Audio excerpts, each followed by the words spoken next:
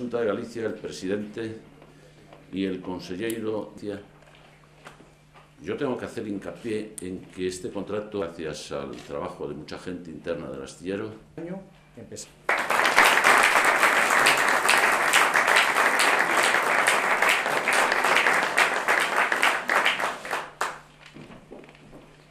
Muchas gracias a todos los medios de comunicación por acompañar.